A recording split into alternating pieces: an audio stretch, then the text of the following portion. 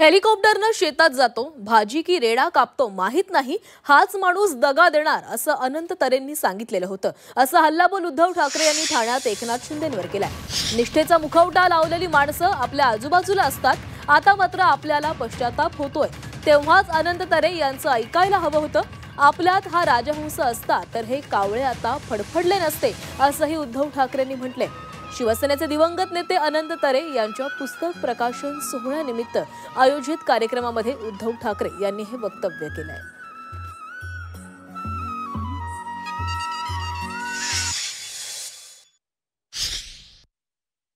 जण प्रामाणिकपणाने निष्ठेने सांगत असतात आणि अशी भोवताली गर्दी असते की आपल्याला कळते की हा माणूस खरा आहे।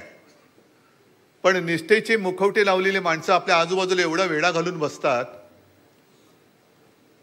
की नाही म्हटलं तरी थोडंसं नकळत दुर्लक्ष होतं। आणि आता मला एक नाही म्हटलं तरी पश्चाताप होतोय की तेव्हा जर का अनंत तरे यांचं ऐकलं असतं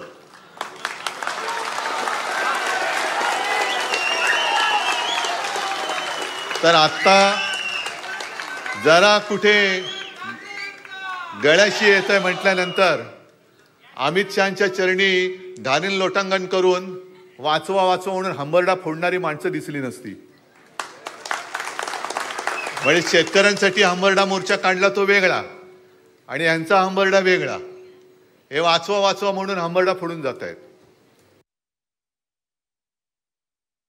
काही मला अनंत तरे म्हणाले की साहेब सांगतो तुम्हाला, हाच उद्या आपल्याला दगा दिल्याशिवाय राहणार नाही।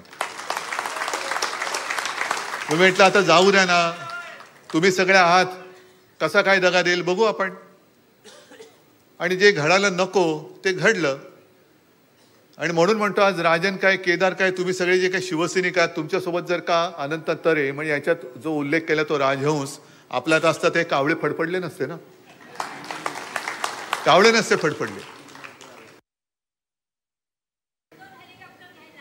आहे शेतात जायला हेलिकॉप्टर काय, शेतकरी पंचतारांकित शेती हेलिकॉप्टरनी शेतात जातो। मग इकडे जरा काही मनासारखं नाही झालं का तिकडे जाऊन